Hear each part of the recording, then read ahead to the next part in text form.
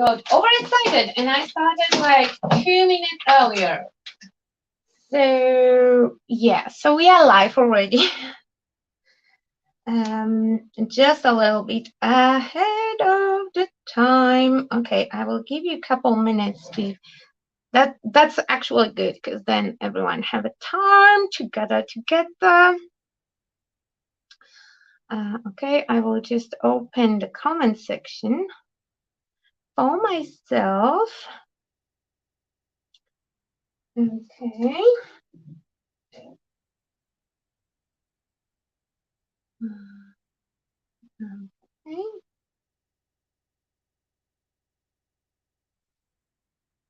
And my apologies for split screen. Okay. Yeah. So hello, hello. Oh my God.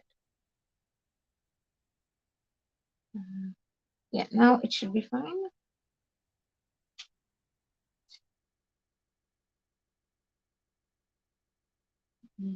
Okay. So we are good. Okay, comment section will be here, so then it's not in the frame. And I still have to open it in the group to see your names. So today we will do Christmas in July. Okay, I will see if you said hello in the group. Let's see. Olga, hi! Okay. So it's a little bit weird because, you know, it's July and I will be making a Christmas project. So it feels a little bit weird, but it makes sense because that means that I will have at least one project with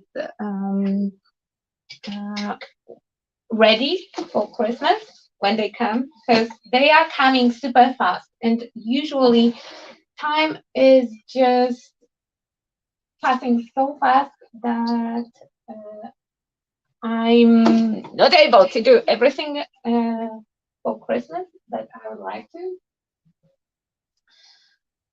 So it's a good opportunity to, you know, prepare and be ready ahead. Something quite new for me. I'm still looking for one thing. That's why I'm a little bit distracted because I'm looking for my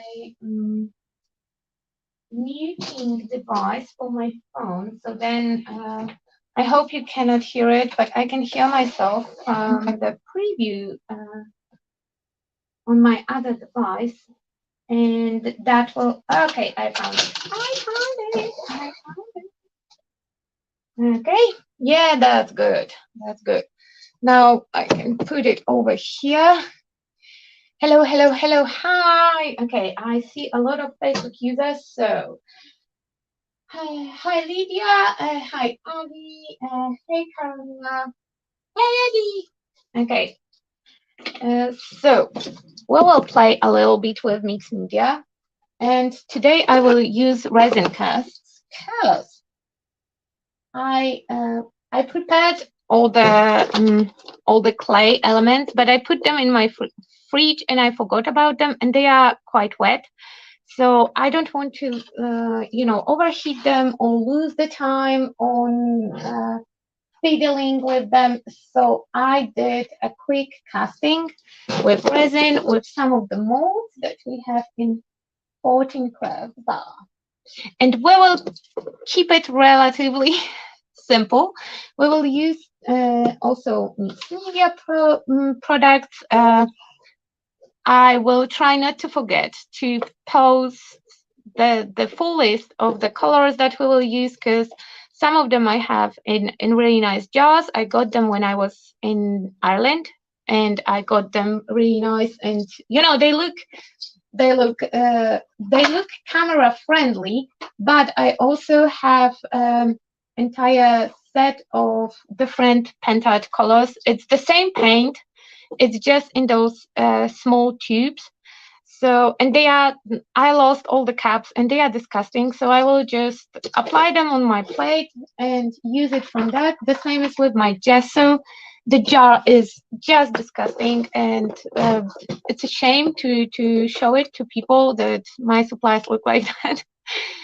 So my apologies, but I will fill the description box later on, so we will be good to go. Okay, my base is some. I have no idea what it is.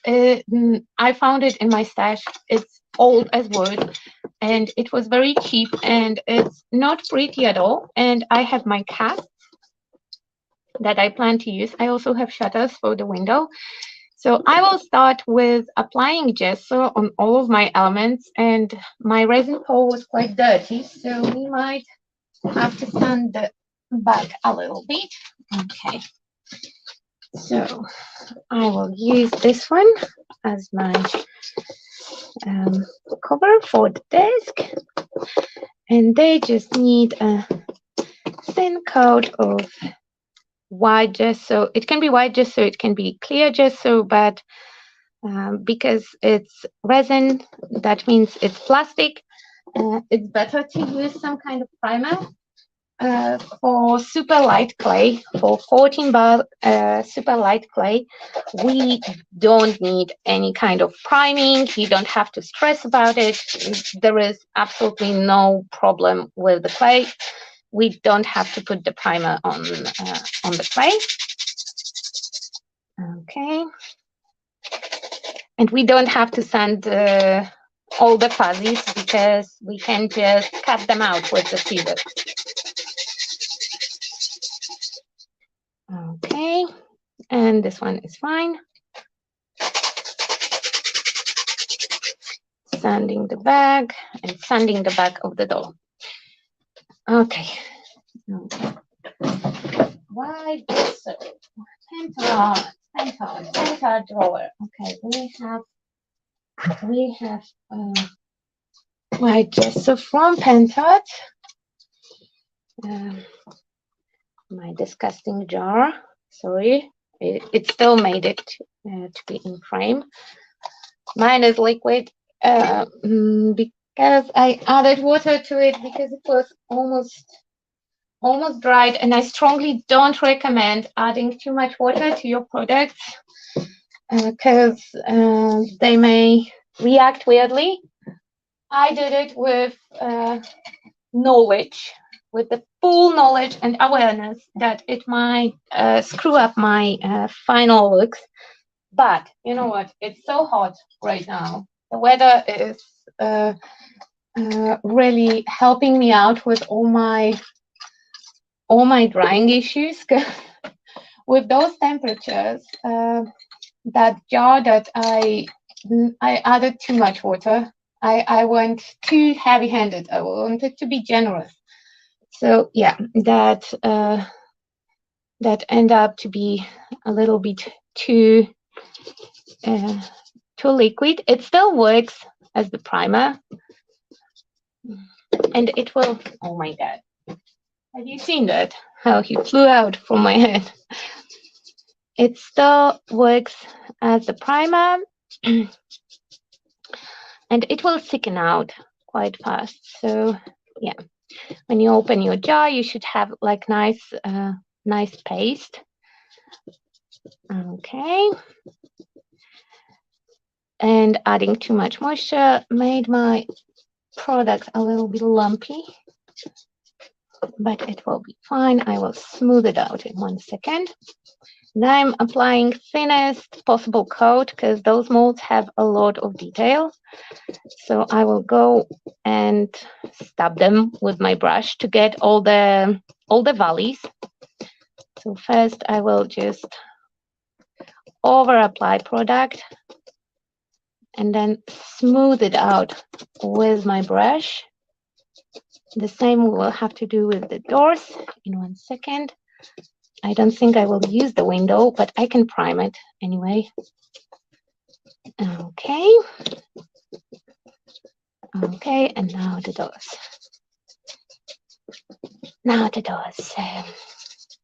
Yes, so that is my first project, my first holiday project of the year.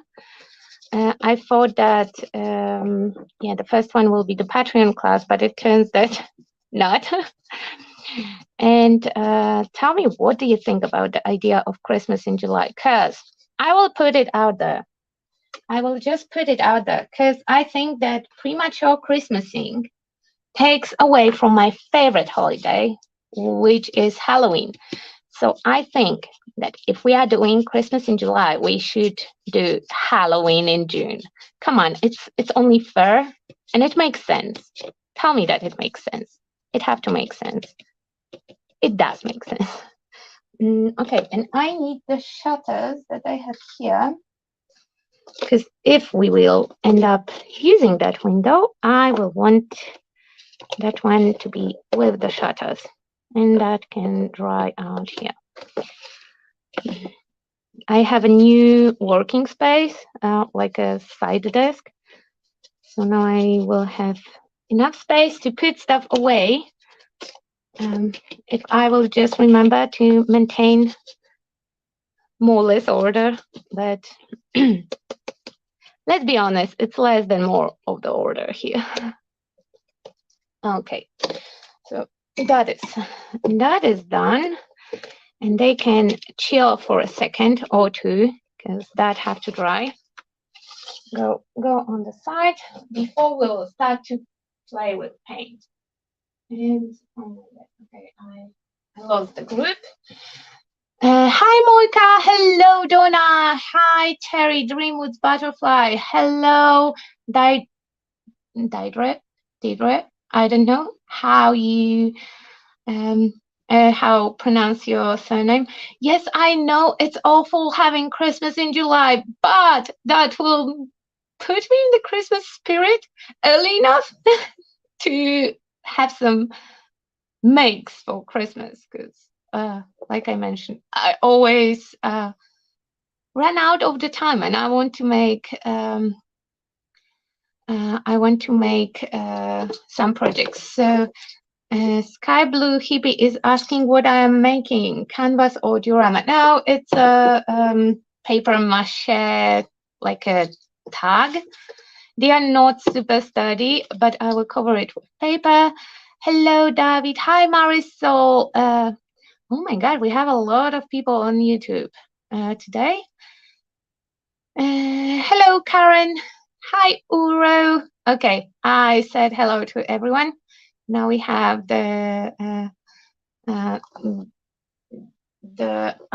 okay.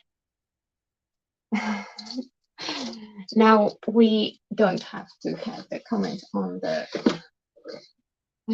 screen. So as it's Christmas and it's not Christmas time, I don't have too many Christmas supplies, like Christmas themed. So we'll wing it from whatever I have. I have here paper leftover from Stamperia. Oh my God, Alchemy collection that is available in the store. So this side is just neutral lettering. It would be fine for Christmas. Here we have the collection. It's Botany collection, the one that have. Wait, do we have a paper that shows? Yeah.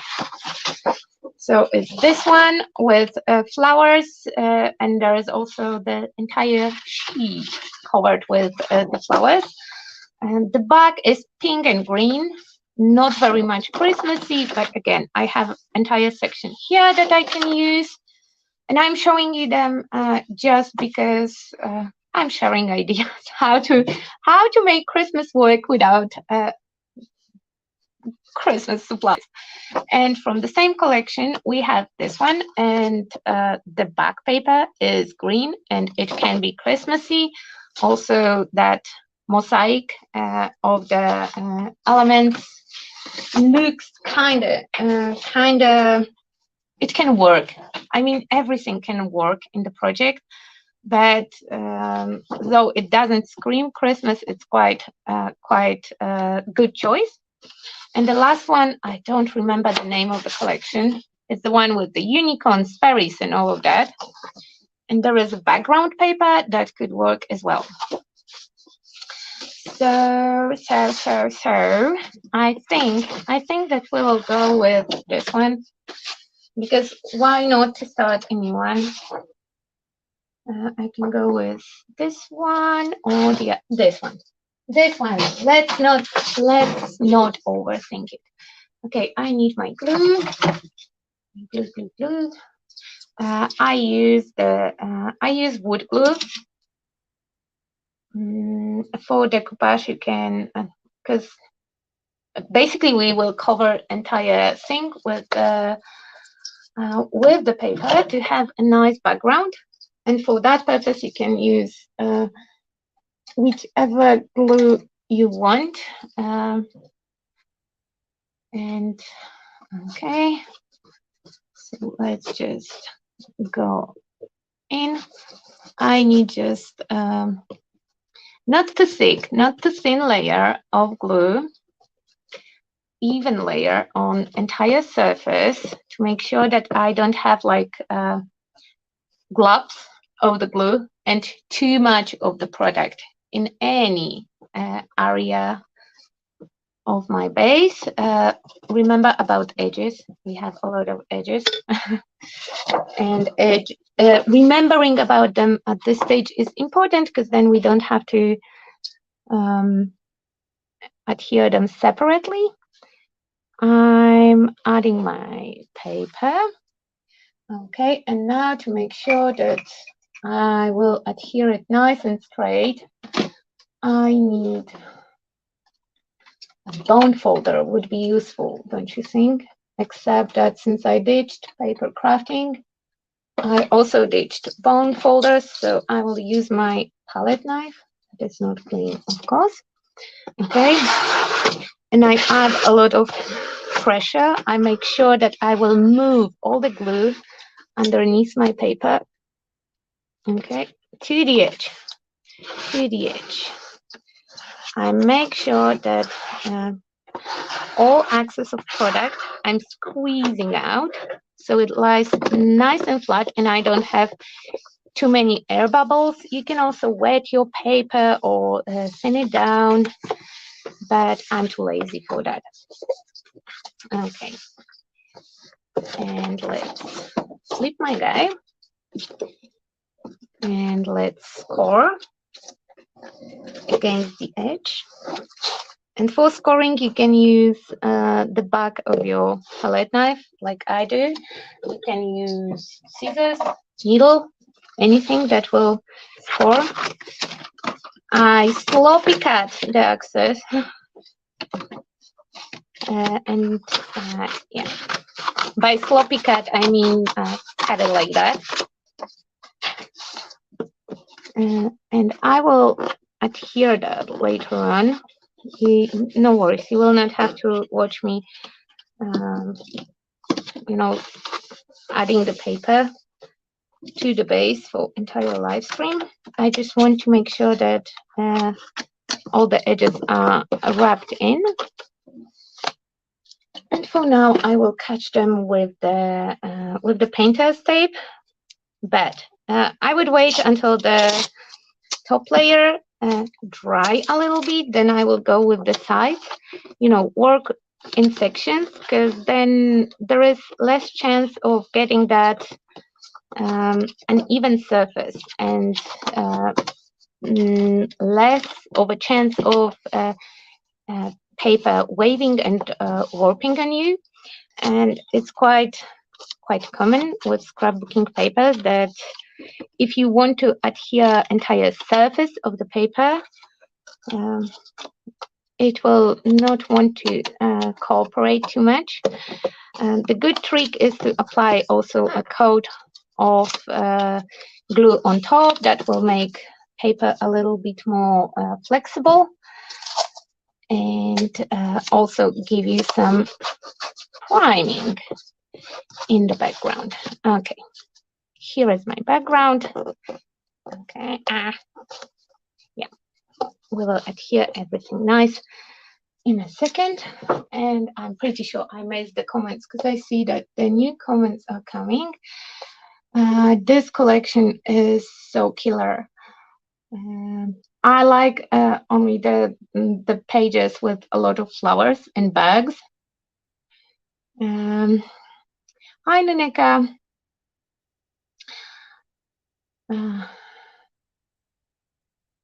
But they don't have lights. Is there? I have a door ready to go, but they don't have lights. Is it on the website? Lights, like fairy lights. I'm not sure if fairy lights are on the website. I didn't check it. Oh, the lantern. The lantern. Okay. So the street lantern should be on the website. If there is no lantern, then probably you can purchase the castings from the mall. I'm pretty sure that either it is on the website or it was not so long ago. I have to put the order because a lot of new stuff came to the store and, I want them. Okay, so here I have my brush that I was applying gesso with, and I put it in the water. So I'm applying basically very diluted white gesso on top, just to have a little bit of primer here. And I would like to add a little bit of the texture. We will have our door and the lantern here. So I'm going for the Christmas front of the building. Deirdre Jill says that lantern was on the website last week. Thank you, Jill.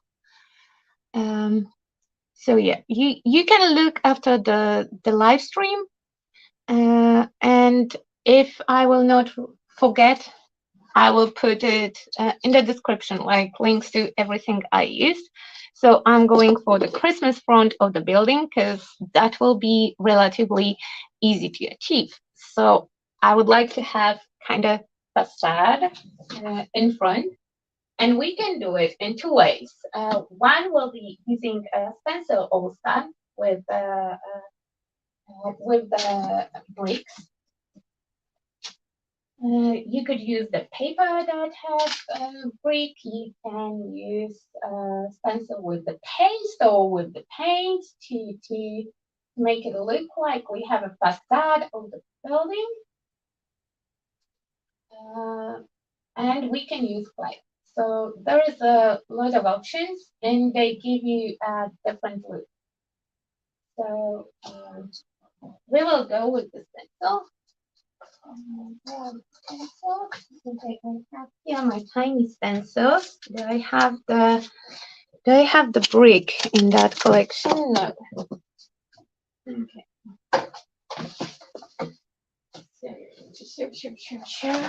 So the brick have to be separate.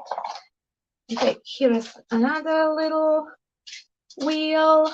Do we have bricks over here? No. Okay, that's great. That's great. It's going great. I was sure that I have it handy, but I don't. Okay, so let's. Oh, I have the big one. So I will use the big one. I will just double check that I don't have that exactly the one that you have in the store, because I'm not sure if the big one is in the store. I'm sure that the tiny one is. Okay, so I have a Snippet brick stencil, and you can see that I really like the stencil. Oh, and it's a wrong brick, because there is a regular one and a funny looking one, and we have that funny looking one in the store. And I'm not sure if it's tiny or big, but yum, yum, yum, yum, yum. 1 more second. Yes, it's here. Okay. So I'm pretty sure that they both were available on some point. So this brick, you can see it's nice and straight. and this brick, and that is the one that we will use, and that's the one that is in the store for sure, because I checked yesterday, and they are a little bit more wonky, whimsical. I really love that look. And we'll use molding paste from Pentoid, and yeah, that's why I don't like to put my jars in the camera, because they used and abused. Okay, I know that my door will go on the center, so I don't have to worry about it. I will just apply my paste, and you can cover entire surface with that. You can also use stencil with the clay. So you put your stencil over the clay and then you push it in to have the impression. If you want to have more dimensional effect, or if you want to just have like a pancake with the texture that you can wrap around the object, that's really good technique to use your stencil with. And that clay that is in the store, it's beautiful for making, I call it pancake because it's basically a piece of clay with the texture in, but you can prepare them ahead with stencils, with stamps, and let them dry, and then use them in your projects. You can warm them up with your heat gun, and then they will wrap around the round surfaces as well. Okay, my stenciling isn't perfect, but it's fine. So all the overhang I will just cut off. And to be fair, if you are cycle, like some of us, for example me, with the pieces like that, I also like to go on the edges, but that will eat like a ton of time. So I don't like how it ends here, very, very sharp ending of the texture. So that molding paste that I have left, I'm just removing it with my palette knife before it will dry. And that leftover I can apply here and there just to create something more interesting here. Yeah, they are both in the store. So there is a nice brick and nutty brick. I like the nutty one better because I'm a nutty person. And you can heat it with the heat gun, not too close. Molding paste from Pentad is made for mixed media artists, for us, for crafters. So they assume that we will use heat gun and it doesn't bubble too fast, but if you will keep your heat gun like that for a long time, it will. I just want to dry out the very top layer.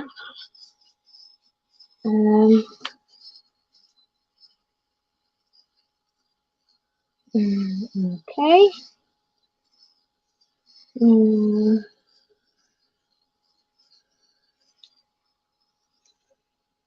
Let's touch it. Yeah, it's dry to the touch, so I can work on that. Now we will put it aside for a while because we will focus on our elements. Okay, I will show you the idea. So the idea is that the door will be middle or middle-ish. That means I can like knock them over a little bit because I don't have enough space to put the lantern next to the door. It could overlap with the door, but I don't like it. So I think that I will just cut off those extra lanterns and leave her as the single. And we will have doors over here. I really like to play with the dimensions. So only the doors, the same form mold, I just used only the door. I want to put it on top of the composition. And when you use clay, it's even simpler because you can run entire mold. And before the clay is dry, you just take palette knife, X-Acto knife, any kind of blade, and you can just cut them out from your mold. Poof, poof. Okay, easy, easy. Okay, and then you have a nice, nice empty frame and the doors. So, you know, to build up the dimension, and in case piece like that, I can either add a frame, and you can add some foam underneath to make it more dimensional, or you can run it twice, fold it together, and adhere like that. It will give you a nice volume, and then the doors you can use separately. So there is a knob on those doors, and because resin is super hard, so that knob element is pushing up the doors that I want to add on top. It's still pushing up. I still didn't remove it. So, you know, with clay, it's quite easy because I can take just my fingernail and smooth out that area, and you don't have a problem. With resin, I have to either sand it down with my Dremel or just cut it off. So we will cut it off. And so this one can, oh wait, we can see how it will look like. So I want doors here, and my lantern will go here. And again, I will just pop those extras, but I will leave them because you can use those little beatsies on the side as well, one or the other side, and nothing goes to waste. I already, you know, like pour it and paint it. I will not waste it. I will definitely not waste it. Okay, so I will have a single lantern. Those beads that I have extra, I will not do it today, but I like to do it quite often. They are mirror images, so you can use them to create a 3D lantern yourself. Okay, so here are my doors, and I will put them a little bit more on the side, because if they are just a notch of center, it looks like I accidentally put them like that, and I want that to be obvious that it was skewed on purpose. And I also have my window, but no, I don't like it, so we will use only doors, inside doors, and lanterns. And this guy can go and chill on the side until it's dry, and I will put it on my left. So if I will be looking for it later on, then you know where it is. Those parts I will put aside to dry.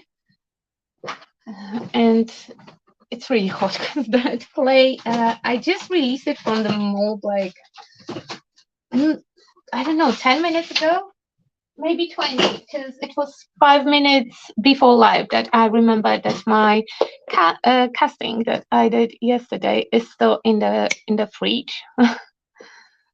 So yeah, it dries quite fast. I cut out the base because it has perspective that will not look good here with my piece, and we will start painting. So I will depot the colors on my working space, and I really like to use plates and just depot a little bit of paint, then over having the entire jar on my desk all the time, because much less product loss I experience when I do it like that. Okay, so some nice light buttercream color. I will need some blue. Come on, blue. Come on, blue. Go over here.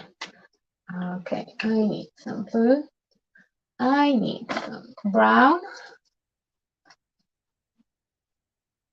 Okay, and the brown is stuck because I didn't clean the nozzle. And that's why my paint looks so disgusting, because I forget about cleaning the nozzle, and then I have to remove the nozzle. And we have the perfect recipe for paint disaster. I have 2 shades of brown. I believe that in the store you have only one, but you can mix in a little bit black. I will take yellow, and for yellow I'm just using acrylic paint, because the yellow color, I don't remember if it's sold out, or maybe Aga didn't order it, because I always forget about yellow, because I don't use yellow as yellow. I use it only as the mixing color. So I keep forgetting about adding yellow to the mix. Okay, and I also need white. Okay, so every paint except yellow will be painted. And now we will play with our molds. Okay, I can hide the tools. I will clean it up so it will not look so messy. And I can bring you guys a little bit more closer. Okay, and maybe even a little bit more. Hold on, close the eyes, because I don't want anyone to get seasick from me lowering down the camera. Okay. Are you holding? Are you holding the camera? Okay. Yeah, that's good. I didn't secure it, so I might drop you guys. And my apologies for that. Sometimes I like the bubble effect. Yeah, sometimes it's good. Trashlian, hello. Hi, Magda.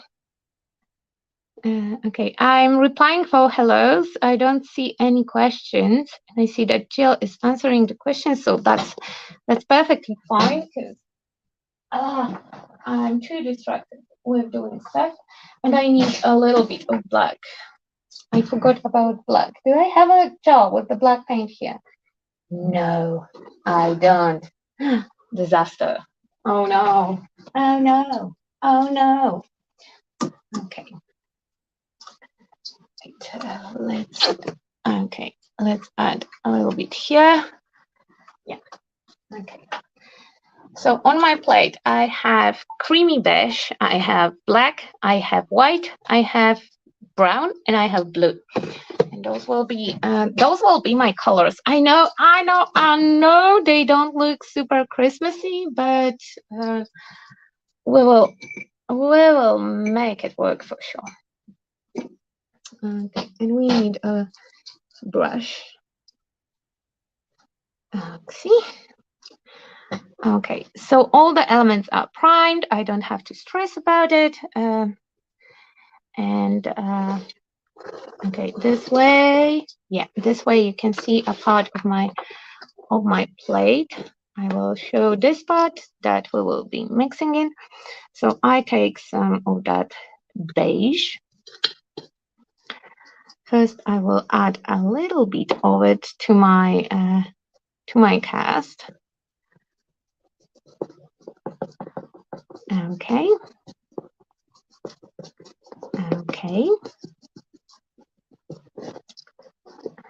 And to my lantern. The doors I can leave aside for a moment. Okay. And we have yellow mixed in. So to that beige that I have here, which color I should go with? Should I go with gray or with brown? I will go with brown. So I will mix like half brown with that buttercream beigey color. If you mix it with white, it turns like too pastel-y. So mixing it with cream will give you a little bit more subtle look and a little bit different tone. That's what I'm going for. I need a craft mat, and I don't have any because I will be messy. I will be messy. Okay, so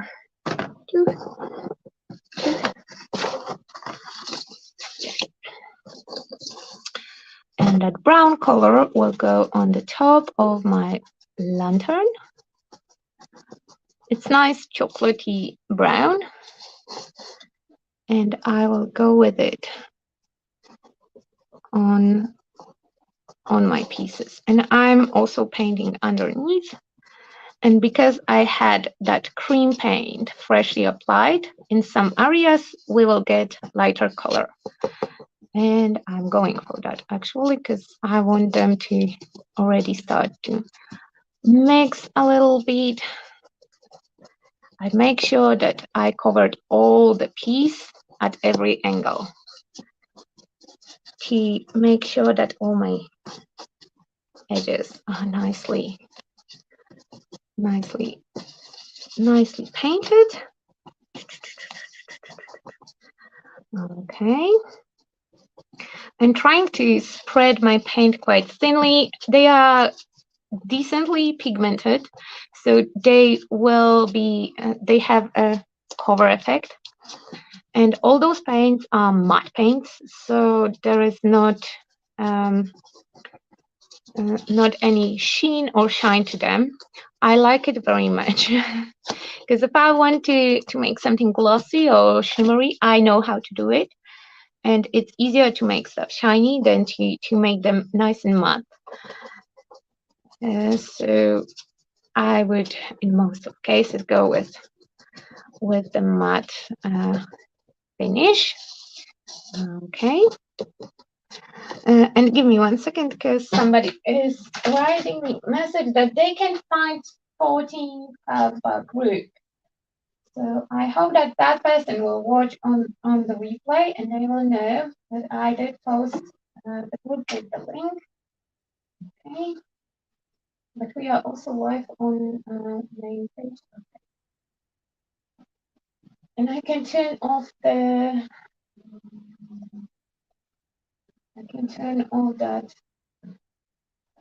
that part. Nobody have to know. It's on the screen and what's my screen name, and I was very lucky that my screen name wasn't dirty because sometimes I put when I enter the studio I just put the very random things. Okay, so as we are live for 14 Travel, and it's Aga's favorite color, and it's the color that I hate. I use it as a swear word. I'm adding to my palette green. See, that's the thing. I'm adding green color. Okay, my brush is not clean. It still has some of that brown, and I will go on my doors with that green. So, though I really dislike the green, especially for 14 crowd bar, I can add a green main element, and maybe that will end up all the teasing of my person about green. Okay. So now I need a smaller brush because we will do shading. You know, like I said, I want to keep it simple, easy to recreate. So I will go with my dark brown. But if you don't have dark brown color, you just take that original brownish mix or original brown and add a tiny bit of black. I will go with the brown because I like the tone of that brown, and I'm painting here inside, and I make sure that that edge, that one, will be really nicely painted without any white gaps, because that will create a drop shadow for my door. And it can be a little bit visible when that area will be a little bit visible when we will adhere the door at the end. So yeah, so let's go with dark brown over here and a little bit here. Okay. Okay. And same thing will go here. I will just tap the leftovers of the dark color on my piece. Okay. And I'm stubbing. So I'm using the synthetic brush. It's really cheap brush, because if you paint like that with a lot of force and a lot of stubby motion, your brushes will start to freeze at the end, and they will look crazy, and they are not suitable for fine painting later on. So if you respect your brushes, if you love them, if you are using your most expensive brush from the Golden Fox, then yeah, definitely definitely don't go like that. Just slowly paint layer by layer, but this way is faster. Before it will set down, I'm using my old towel. It's not moist or anything like that. If it would be moist, it would take too much of the color. Okay, and I'm just removing the excess of the color. So then we have the grooves are painted, and we have kind of drop shadow that we created. Okay, so now let's make some gray. So to make gray, we mix white and black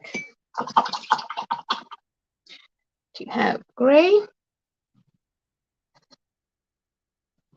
Okay, wiped off. And the tiniest amount of black, I will add some white. Okay, and it's very, very dark. So I'm afraid that, yeah, too much black. Too much of black paint. Okay, let's add more white. I will mix like entire batch of gray. Come into the frame. Okay, so I have my gray. Let's tap it here. Okay, and now gently with the same brush, I'm doing kind of dry brushing. It's not real dry brushing because my brush wasn't dry. I'm just gently tapping on the high points to make sure that I will catch a little bit of the surface, but not paint it completely, because the layer is so thin, you can still see the brown underneath. Okay, let's cover it. So you can still see the brown and just a little bit of gray. That will give me a very nice natural look. Okie dokie. Let's put it here. And let's use our heat gun to speed up the drying process. So, okay.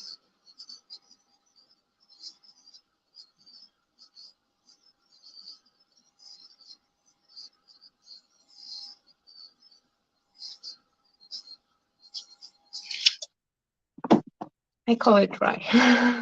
It's not, but let's pretend that it is.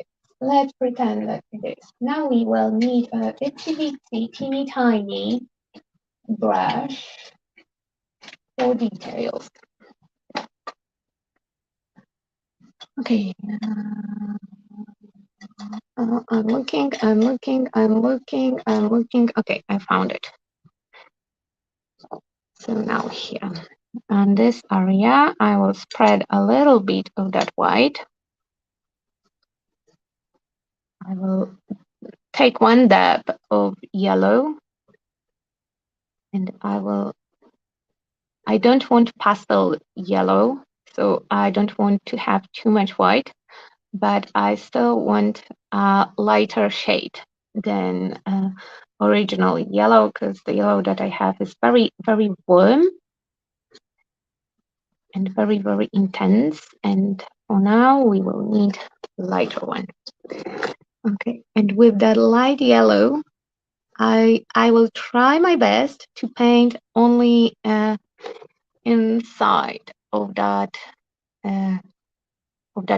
opening on my doors. Okay, so I'm trying really hard to add it, and it looks kind of dark because it's super thin coat, so that the darks will peek through, but it's fine. It's fine. We will manage that later. Okay, and the same thing I want to do inside of my lantern. Okay, only that hole inside. Okay, and let's go with it again on the surfaces to make sure that it's covered. I'm wiping the high points with the cloth. Oh no, we have the fuzzy. Okay, fuzzy is off. Okay, and this part of the door, I will go with dark gray maybe. Let's see how it will look. Yeah, I will go with the dark gray in a couple areas like that. Just a little bit, not too much, just to have some of the paint on, because it's nice dark colors, so I want to keep it nice and dark. So now with the green, with the pure green, I will go only on the tiles. So I'm not touching that bottom surface anymore at all. Okay, and I need my green highlight for later. And for green, you can use yellow to add highlights. Wait, I will hold them closer to the camera. So hopefully you can see. Yeah, no, yeah. Okay, wait. Extra light, help me out. The color is quite dark, so it's hard to see. I will put it in directly in the light. So you can see that over here I have dark, and here is the fresh coat of that green. And I was talking about highlights. For highlights, for green, you can use yellow, or lighter green can be achieved with mixing green with yellow or with white. But if you want darker yellow, that's in most cases. If you want the color to go a little bit deeper, then add a tiny bit of black. If you want it to be a little bit lighter, then go with a little bit of white. With case of yellow, depending on the hue, if you add tiny bit of black, you can get like a dirty green. It's because of the pigment. So with yellow, if you want to darken it up, is the best to mix a little bit of red, like tiniest amount. Okay, so I go with the darker yellow now inside of those openings. I will go with the brown on top again, because those are too tiny for me to paint it like that, not with the object basically stuck to my face. Okay, those guys have to dry, and the doors have to go on. So to adhere them, I will use glue. You can use gel, you can use paste, you can use hot glue. for that as well. I'm not the biggest fan of the hot glue as gluing solution, but in your works, you can use whatever you want. It should work. It should work.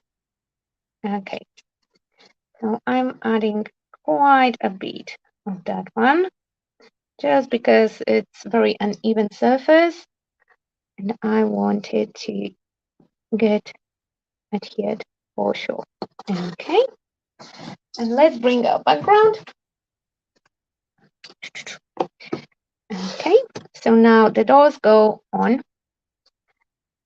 The doors will go on. And again, quite a bit of glue. Quite a bit of glue to make sure that it will adhere.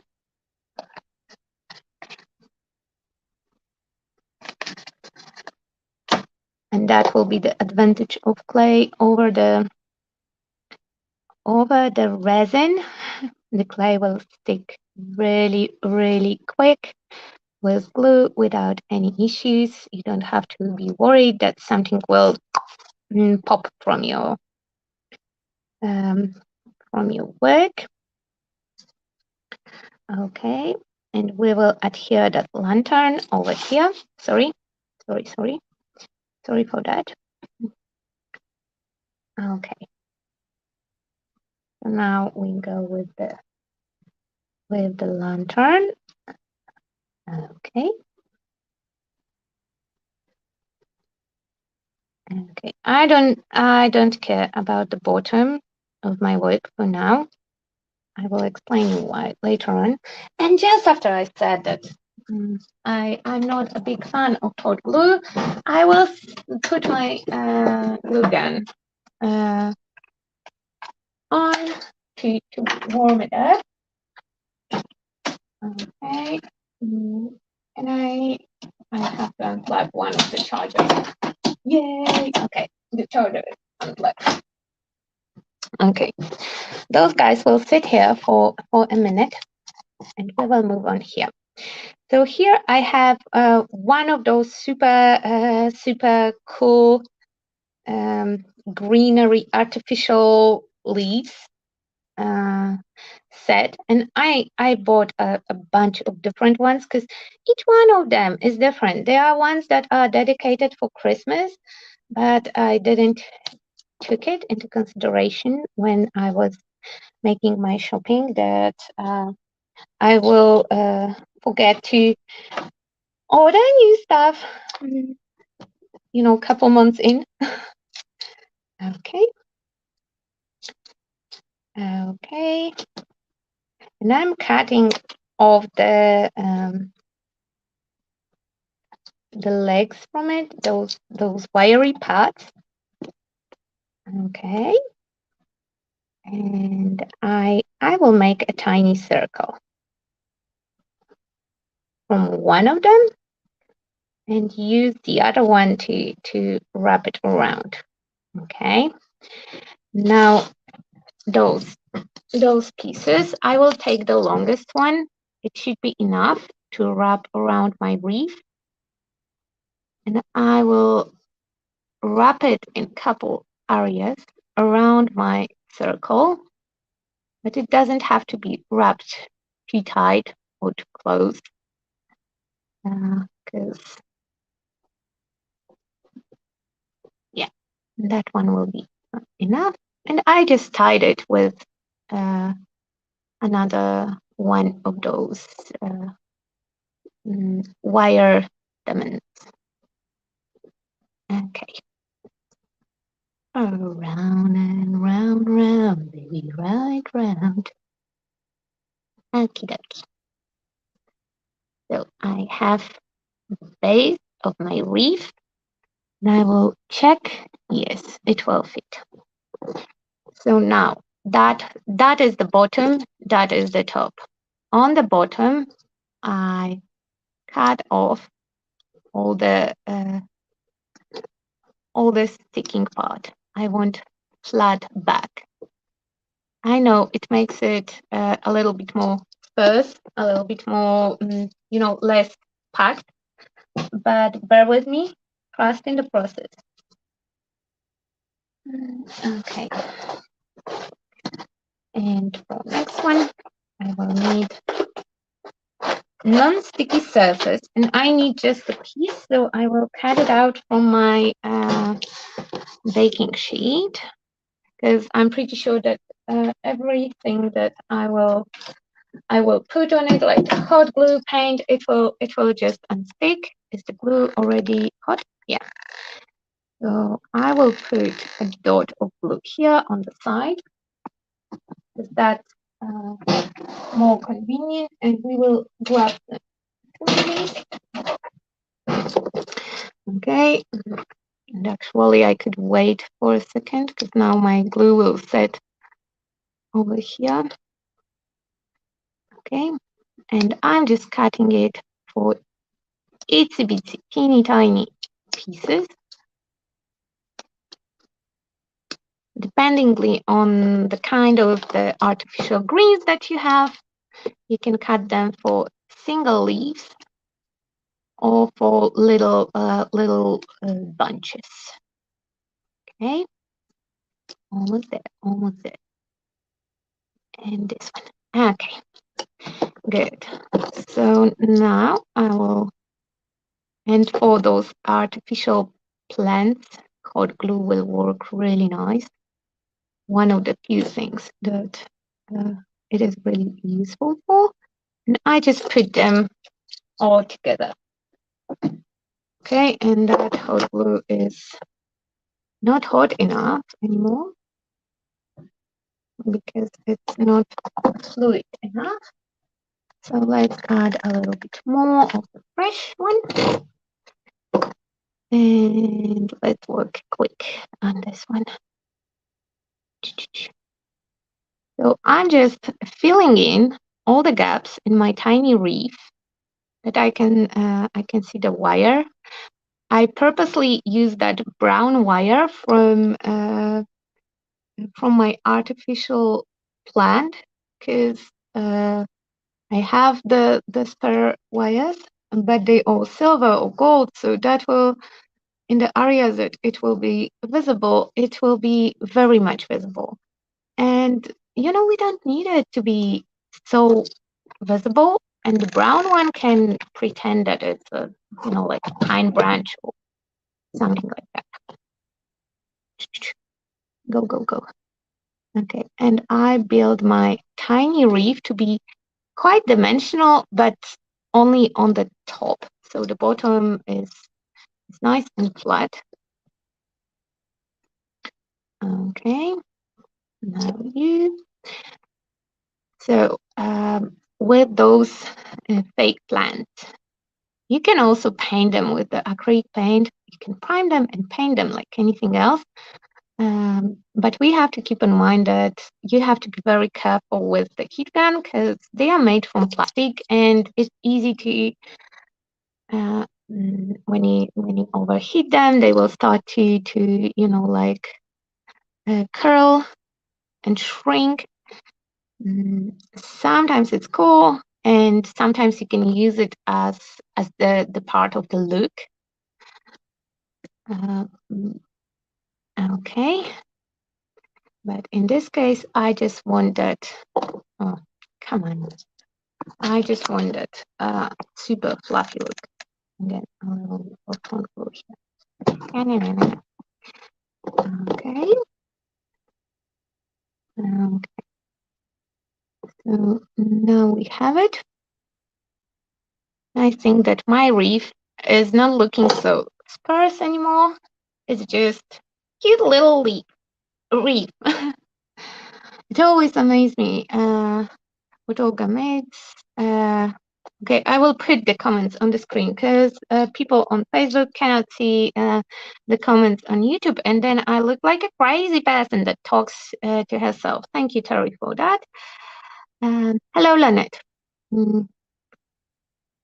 Oh, thank you for the links. It's Dublin store. Yeah, exactly. I need the sentiment that says Guinness here. Okay, let's peel off the excess of hot glue because I used hot glue on my wreath. I have a lot of those spider webs. So with the heat gun from a distance, I'm just heating it up, and all those little ones, the little strings will just disappear. Okay, before we will move on to decorating and shading and finishing it off, because that part is already dry. And my brush, I don't remember what color I used it for, and it will definitely show. So I will go with some of the brown, and I will just add the brown on top of those. I hold my brush very flat. It's loaded with paint. I'm just touching the edges to paint those super fine details. Okay.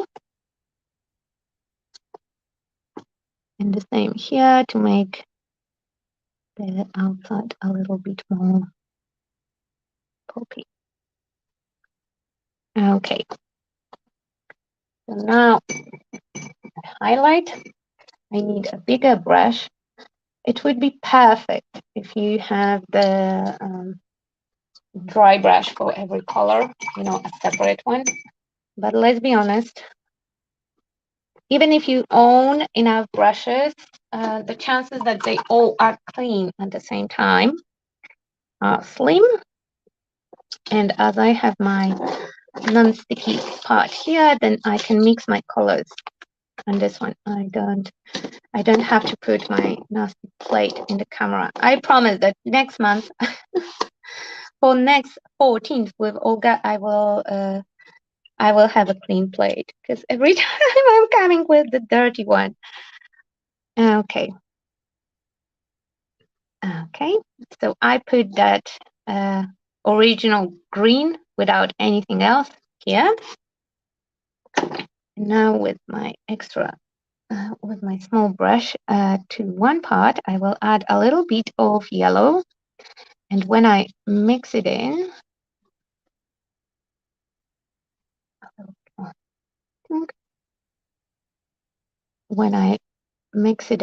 do we have a piece of paper? Yes, we do. Okay. So that is green mixed with yellow. Okay, that is the color. And here, that is original green. So you can see that this one is a slightly bit lighter. I don't know how much it translates on the camera, but it also have a little bit different hue because with adding yellow, I made sure that with adding yellow, I pushed that quite cool green more onto the warmer side. Okay, so now I will clean my brush and I will add a little bit of, not too much, a little bit of white to that green. Okay,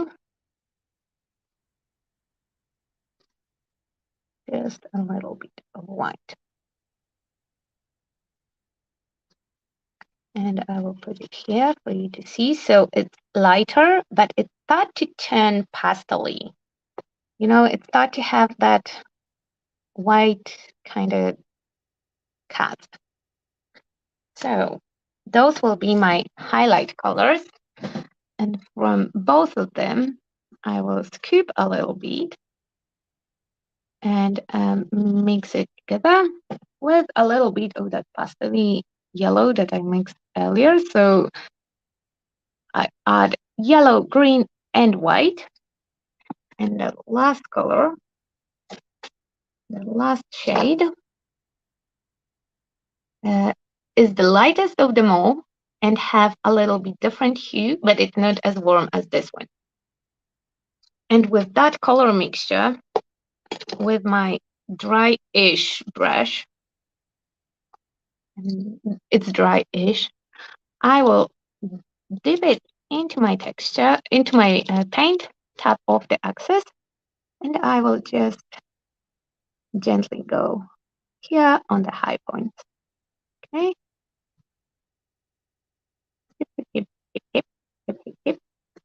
And now another color. And I switch between the colors. And I'm trying to use either up and down or left to right. A mix of both, because that will create a really cool highlight look. Okay, and I will focus my light on left bottom corner. That will be my highlighted area. Okay, to make sure that it highlight is actually highlighted. Again, left bottom corner. Okay, and I need just the smallest amount of paint. If you have too much paint on your brush, it will not work like that. Okay, so highlight are done, because that part will not be accessible later on. And to attach my wreath, I will just add hot glue to the bottom. Get rid of that spidery web on the tip of my glue gun. Now carefully I will place my wreath on my door. Okay. So the wreath is placed, the elements are here, and I still have that awkward bottom. Oh my god, it sounds like I just made a confession that I have an awkward bottom. So I still have that awkward bottom, and I want to do something with the bottom. So we will grab a little bit of moss.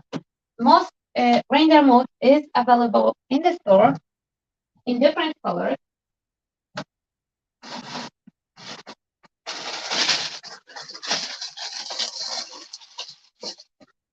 I will go with green. And my green is very, very bright and vivid. I will take care about it later. And I will adhere it with the hot glue. Here on the lantern. Shoot. No. Okay. And maybe some glue here. Okay, I will turn off my hot glue gun because I burned the sensor on it and it doesn't stop to heat up. And I can see that it's already, you know, smoking hot. So a little bit of glue underneath. Okay, a lot of glue underneath my moss and push it in. And on that side, I will go a little bit here on the door. They will be a little bit mossy, you know, covered with green. You can also use. I didn't prep them, and I'm already live over 1 hour, so I don't want to push it too too much your patience. So you can add some stones, pretty balls. They are available in different sizes in the store, and that will add a natural look on the bottom of our composition. Okay, so it looks like we have the most of the things in check. I need just one more detail that I want to start to add right now. In the shop, there is a lot of add-ons like tiny berries in all sizes and all the colors. In the flower center section of the store, you will find them all. I have, and there are also the styrofoam centers. I regret that I didn't keep the red ones, and definitely before Christmas, I will repurchase them, but I have some of those flower centers in red. So I will combine a couple strings together, put them for a second in the hot glue or in regular glue. Glue is not a very important factor here. I just want to stick them together in the small clusters. And they can dry here while I'm doing stuff, because I will add berries at the end or very end, because I want to do the wash and I want them to stay quite red. Okay, and this one is done. Now this one, I'm pushing it into the drying glue. So a little bit of that hot glue will get onto my elements, and they will be those little fun clusters of couples, because I want to use them as berries here on my reef at the end. Okay, so you can dry here. Is it dry? Yeah. Okay, so now shading on the piece. I still use the same color palette that I did use before. I will just add a spritz of water to my colors because it's hot and they are drying. Okay. And my green is already done. I used that the green. Where is the green? Yeah, the green is here. Okay. Come here. Okay. Good. Good, good. So I will start with a bit of that green.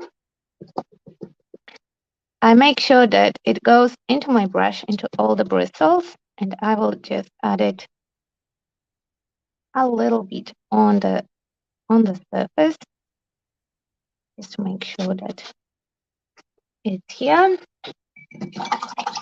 Where's my brush? Okay, and make sure that everything you applied is already dry, because if it's not, then we will drag some colors, and I would prefer not to do it. So I add a little bit of water to my colors to make them more liquid. Okay, and I have brown, I have gray here, so that will be fine. I add a little bit of water to my piece. Not too much. It doesn't have to be soaking wet. It just have to be moist. And we paint over, just like that. Okay.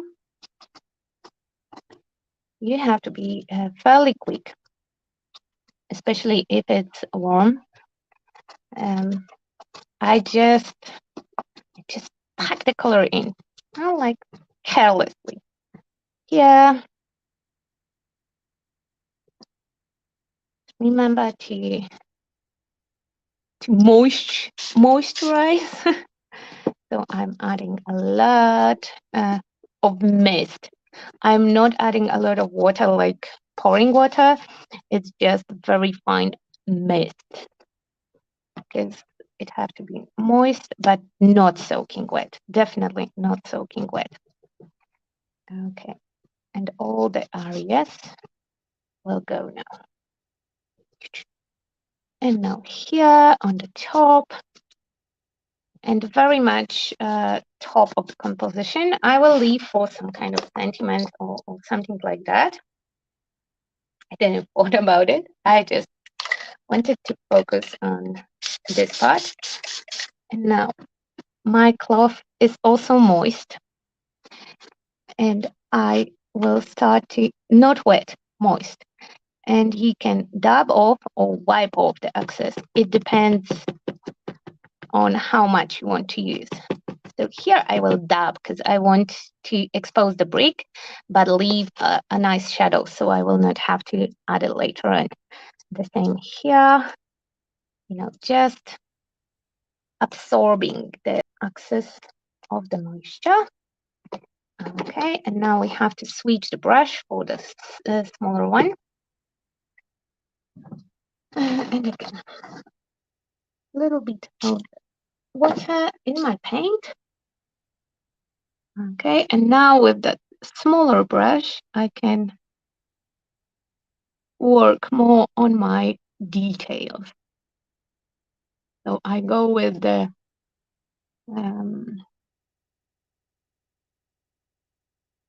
detail around my piece. I'm basically just adding some shadows here and there.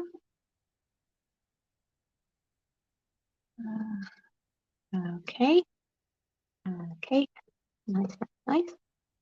Here on the bottom, we will have a shadow as well. Here and here. Here. Okay. That's good. That's good.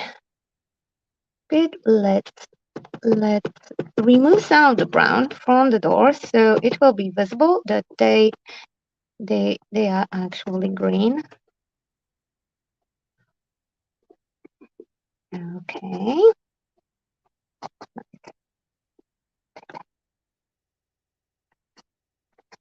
If you didn't protect your paper, it will soak colors. So keep that in mind that you have to add some, maybe more shadows here and there. Okay. Fine. That's fine. On the angle, I can see that it's not fine at all. So I will just go and fix that part. So if we would not use primer, adding paints will be problematic. You will have to layer them up. I'm kind of drying it, kind of not, kind of, yeah. So from far distance, just a little bit of heat to help the most of the moisture to disappear, but to not overcook the moss or not melt the little leaves. Okay, because I need my piece to be dry right now because we want to add a yellow. Now I want to go with yellow. Okay, and I will need an extra brush for sure. The dry and clean one. So I will go to my yellow. And on the clean area, I will just make sure that it's in my brush, but it's not too much. So I will dip my brush in and then roll it. So it is in, but not too much. And I will apply my yellow here. Okay, and here. Probably will have to fix the doors anyway. Now with that super dry brush on the dry piece, I'm just spreading that yellow so it will create the glow. So it will look like the lantern is actually glowing. Okay. So again, because it is a little bit dirty because there was a little bit of brown over here. So heat gun. Nice and warm. Okay. And I will add a tiny bit of white. And again, the same brush. Sorry, I have too much. I just want a little bit. Okay. Okay, and smear it. Soft and dry brush. And I'm just extending that. I added white to build up the base for my yellow. I will not dry it because I don't mind. They will mix. And again, tiny bit of yellow here. And now we will blow it out. So it looks like the lantern is glowing with the light. Depending on the tones, you will get a different looks. It is cool to add some maybe gold to it. Okay, the same thing with the leftovers that I have on my brush. I wanted to make underdoors, but I dragged the brown. That's why I said that you have to be patient. Okay, so moisturize cloth to remove the excess, and I will go back to that area later on. We will stick our berries and add snow. Because snow is a big thing here in this house. I absolutely love Christmas projects. I'm going crazy with glitter, with snowing everything, though we didn't have a decent snow in Germany for ages. But yeah, I absolutely love to create those fairy tale like scenes. Okay, you can add berries with your hot glue, but I prefer wood glue because in case I will change my mind, I can should I can move them. Okay. That's why I like to keep them in the clusters, so then I don't have to fight with myself and with the project. Because as soon as the making project is start to be a fight, we lost.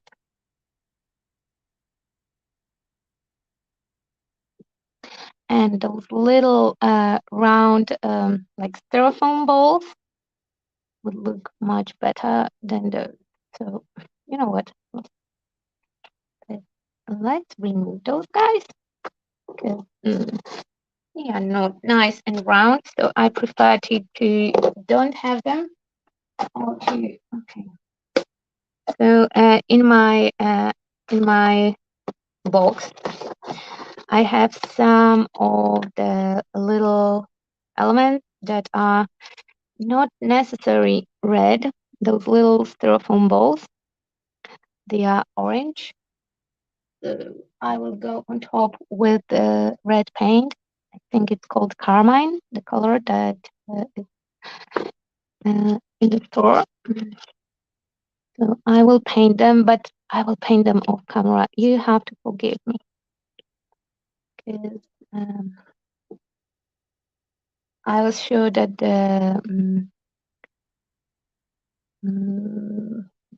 the flower centers that I have will work out, but the ones that I have are too long, so they don't look like berries. They look like a stick. Don't want sticks on my holiday project.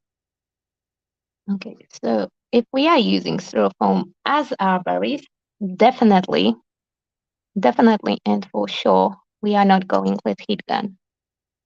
Because that will make very sad and old berries with a lot of wrinkles, and we don't want wrinkles on our berries.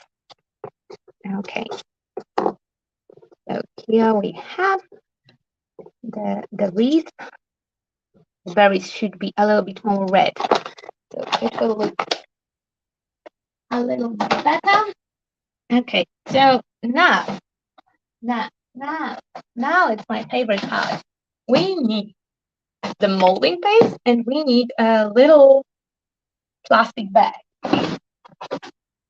And I can't believe that I don't have any plastic bags.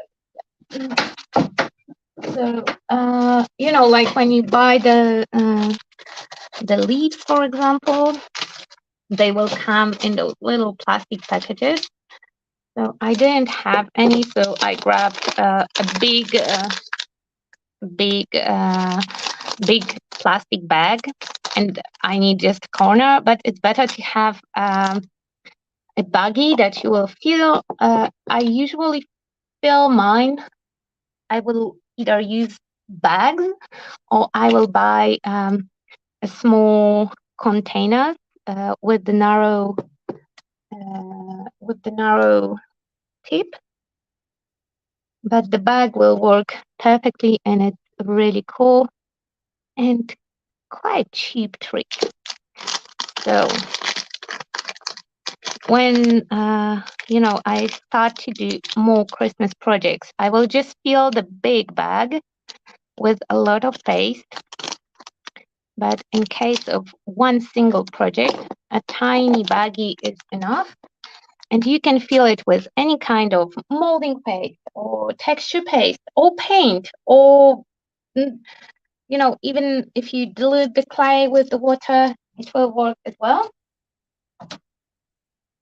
Okay, and we will grab your glitter. So I have a Christmas mix of different glitters in different sizes, bigger and smaller, and it's clear glitter just with sparkle. I collected all the glitters that I had, and the leftovers are always going there. I'm cutting off the very tip of my bag, and I make sure that I will seal the end, and I have my paste over here.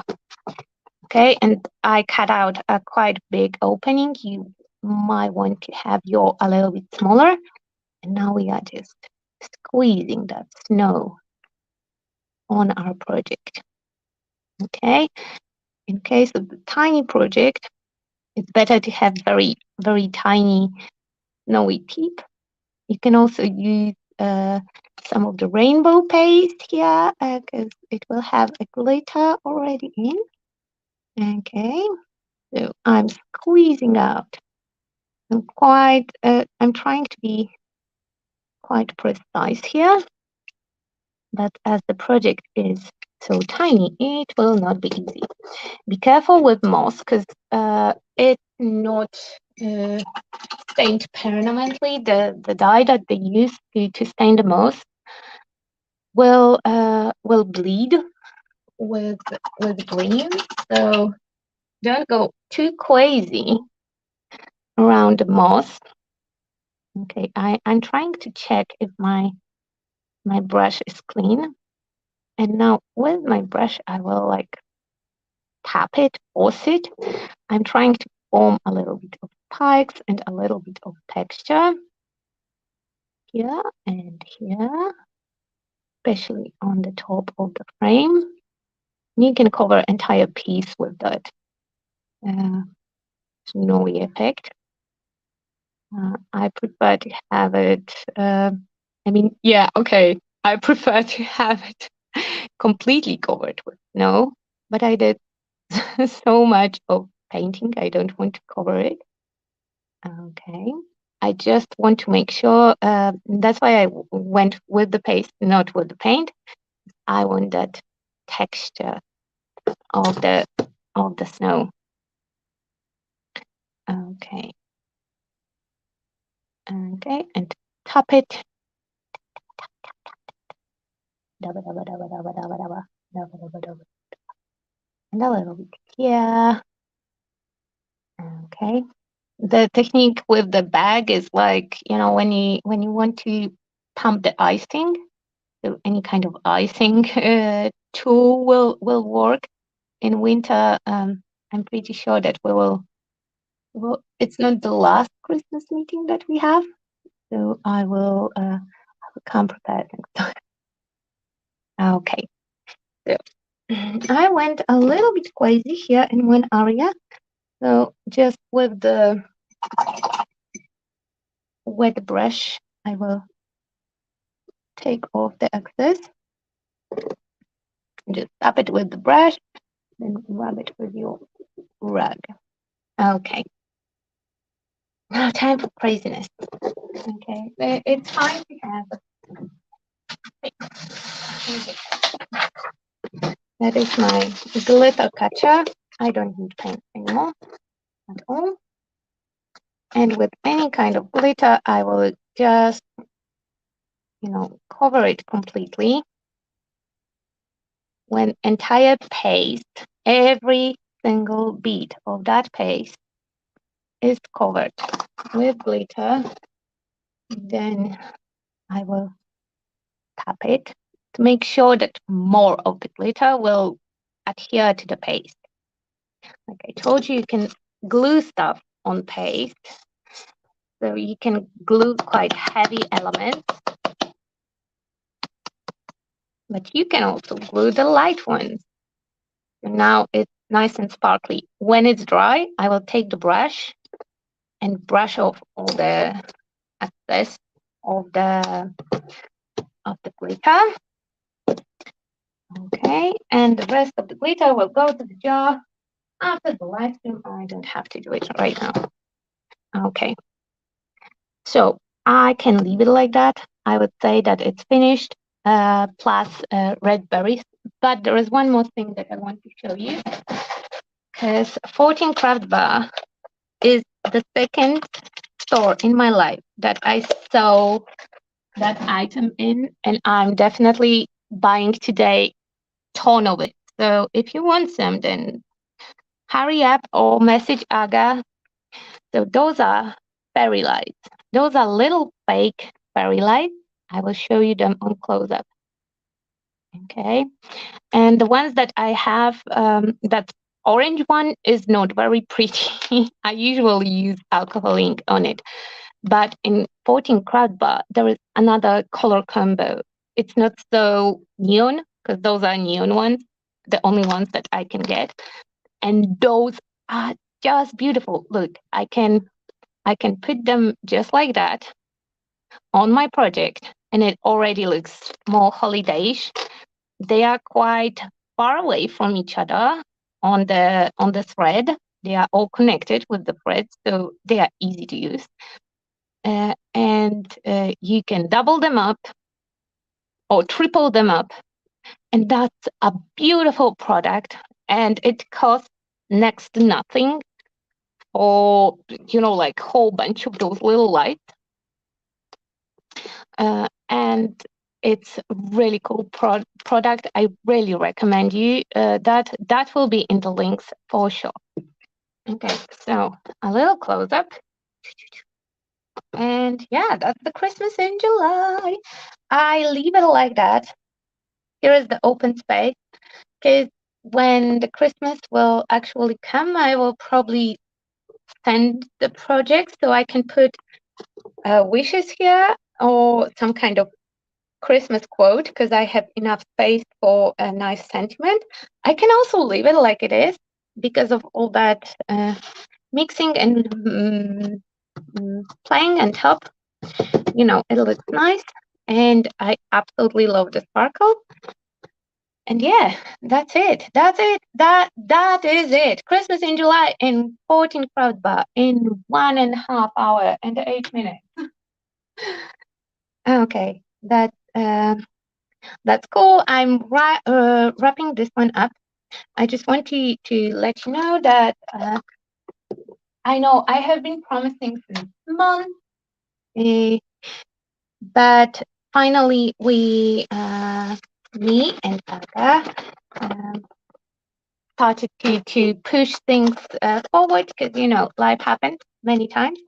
So definitely more events are coming with me and with the rest of 14 Craft Bar crew. So thank you everyone for coming. Thank you my YouTube crew for showing up. Like always, I can always count on you. Happy that you are here. Thank you 14 Craft Bar team for being here. Thank you, Jill, for help with the comments and links. And thank you, Aga, for having me. And I wish all of you nice weekend, and check out the 14 Craft Bar group, because maybe I will think about some little something about today's life, and I will discuss it with Aga. So if anything will come up, it will be over there. Thank you, Deidre. I have no idea how to pronounce your name. Sorry, I will learn for the next time.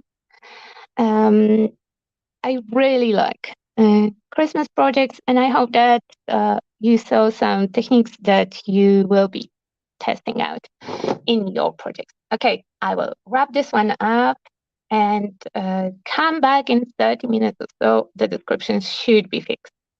Thank you and bye.